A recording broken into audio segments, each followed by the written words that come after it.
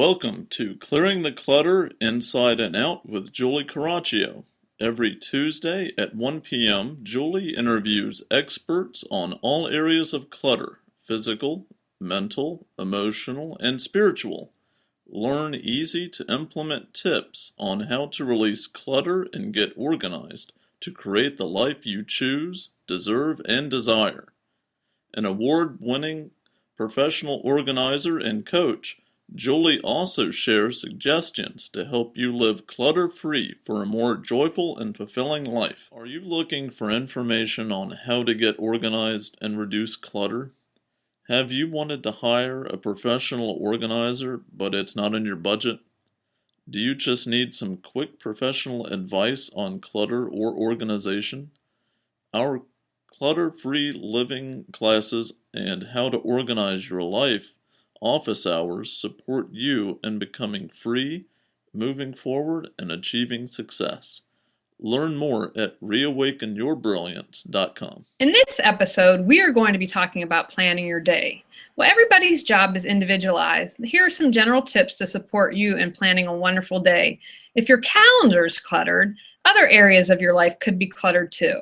Now, what I'm going to suggest is, even though we're talking about strategies and tips for planning your day, that you begin by strategizing your week. So what I have in my office is a big monthly calendar that I break down by week. So for instance, I know I have a dental appointment, or I have a podcasting client, or I have a coaching client. That's all mapped out during the week. And that's the first thing I do, is put down appointments. But if I look at the week picture, that allows me to break down my to-do list for every day a lot easier. If you didn't get something completed from last week, you're going to make sure that that's something you want to do in the first day of your work week. I always recommend, and this is something I do personally, is visualizing how you'd like your day to go. I wake up, I visualize everything running smoothly, I'm able to get a hold of the people I need to, I land the sale. Whatever it is that you do, imagine it all flowing and imagine it all with the positive outcome that you desire. Now, I recommend using one planner and calendar and a place to keep all your contacts. Doesn't matter if you use paper or electronic, as long as you use one and stick with it. I've met many people who try to remember everything or have notes in multiple locations. Pick one and use it. Write down what you need to do. Schedule your appointments. Keep your weekly, monthly, and yearly goals nearby. Prioritize your task. This is an important skills to have. If you struggle with this, there are books. Franklin Covey. When I was at USC, when I got hired, my department made me go and take a day-long course from Franklin Covey. And I thought, oh my gosh, a day? Really? 8 hours to work on my planner? But I have to tell you, that was 15 years ago, and I still use most of that system today. They teach you about 4 quadrants to help you learn what your priorities are. So if you struggle in this area, then I'm going to encourage you, build up that muscle. So the first thing you're going to want to do, you have your to-do list, you've kind of mapped out your week, look at your day, and prioritize your task. A simple way that some people do it is ABC, then A1, A2, and of course A being, if you don't get it done, there are going to be severe consequences.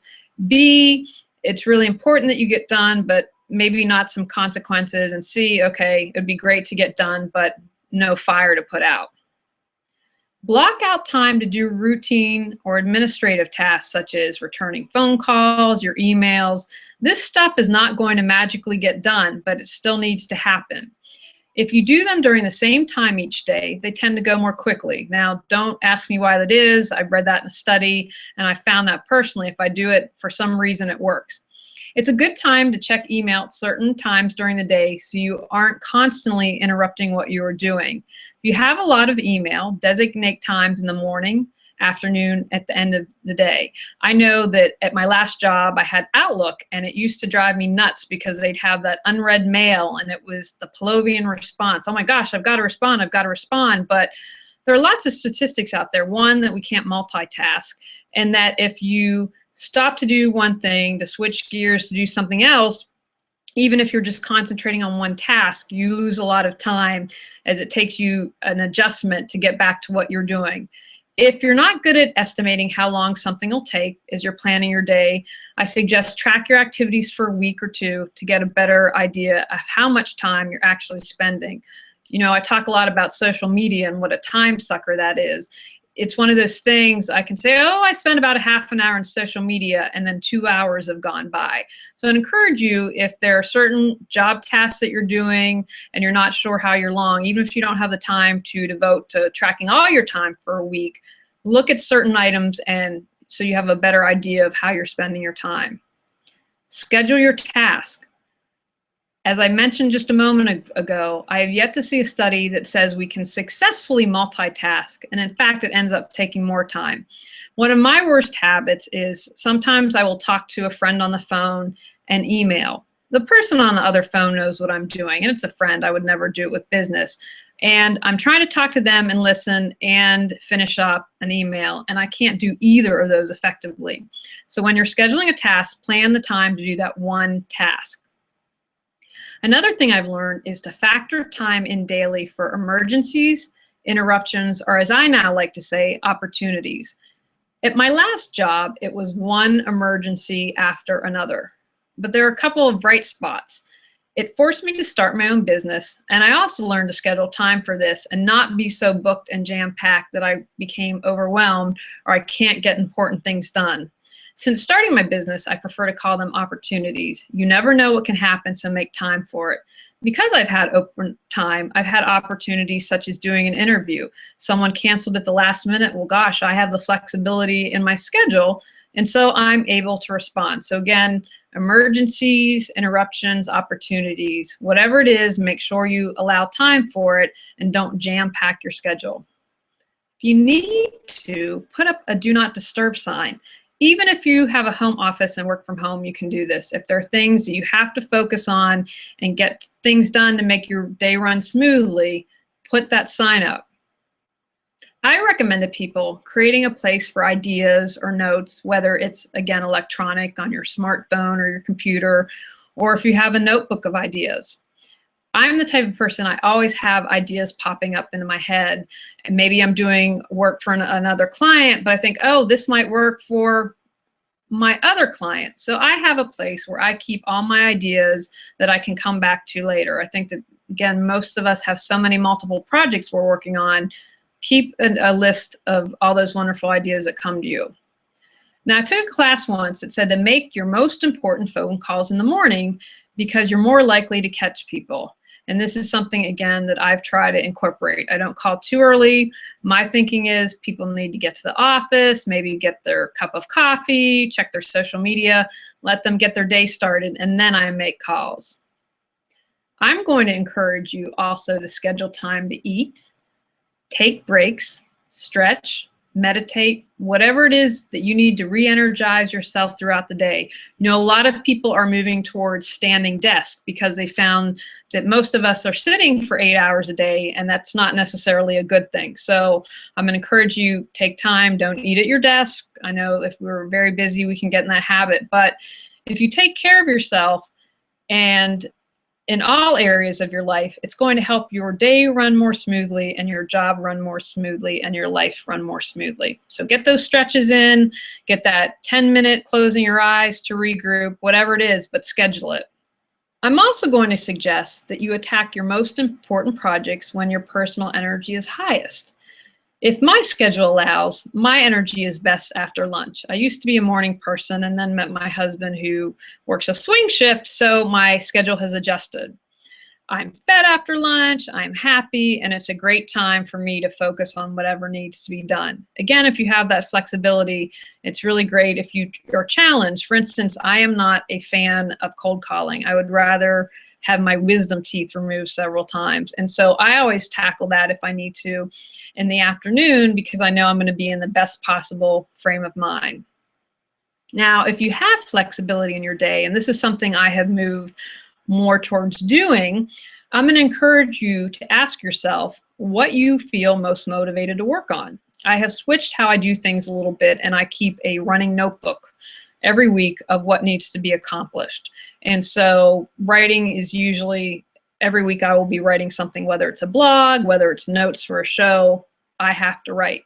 And so if I wake up in the morning and say, okay, what do I feel motivated to do? And if it's writing, I'm going to do that. And I found a lot of times when I do that, I'm able to get more things done because it feels right. I'm in the right frame of mind and things just flow. So again, if you have flexibility, check in with yourself and see what you feel most guided to work on. I'm a huge fan of using color to differentiate on your calendar to make it easier to read.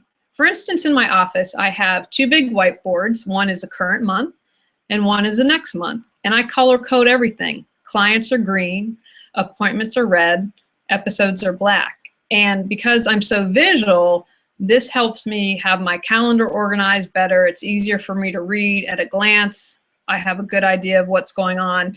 And then you can take it a step further. And for instance, color code client files. If they're green on my calendar, they're also green in my filing cabinet. Again, just that little nudge, that little key, okay, this is what it's related to, and you know at a glance. Anything that you can color code, I encourage that.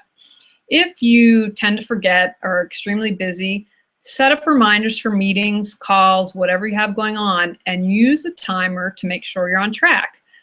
I've mentioned writing a couple times. When I write, I can be completely lost. I get tunnel vision, and it's kind of like being in the bathtub for me. I have no idea how much time has passed, and it's kind of the same way with social media. So if you're someone that gets focused like that, I'm going to encourage you to set up reminders for all those necessary appointments and meetings. Throughout the day, take time to assess how your day is going, and do you need to course correct? What do you need to do? If you started on a project, and again, it's going to depend on priorities, but if you have flexibility, with my writing is a great example. I like to write a draft and then step away from it. I clear my head, I can go work on something else and come back to it. So just see how your day is going. Schedule time at the end of the day for review and preparation. If you have an out of the office meeting, you'll want to make sure you're dressed appropriately, or perhaps you have an in-office meeting and need to make sure you're dressed appropriately for a client. You can also get a jump and plan for the next day. Move anything not completed today to the top of your list to do the next day. It's worth it to take a few minutes to tidy up, file, and be prepared to come into a clean desk for the next day. All right, I hope that you have a magnificent day and that you've learned something that will help you plan for an even better day. Go out, clear some clutter to create the life you choose, deserve, and desire. Are you looking for information on how to get organized and reduce clutter? Have you wanted to hire a professional organizer, but it's not in your budget? Do you just need some quick professional advice on clutter or organization? Our clutter-free living classes and how to organize your life office hours support you in becoming free, moving forward, and achieving success. Learn more at reawakenyourbrilliance.com. Thanks for tuning in to Clearing the Clutter Inside and Out. Sign up for our newsletter and receive a free copy of 10 clutter-free living tips. Ready to create the life you choose, deserve, and desire? Learn about Julie's coaching, ebooks, online monthly decluttering classes, how to organize your life, office hours, and her unique clutter-free living mastermind at reawakenyourbrilliance.com. You can also watch all episodes on YouTube or download on iTunes and more. Join us next Tuesday at 1 p.m. Remember, the journey of 1,000 miles begins with one step.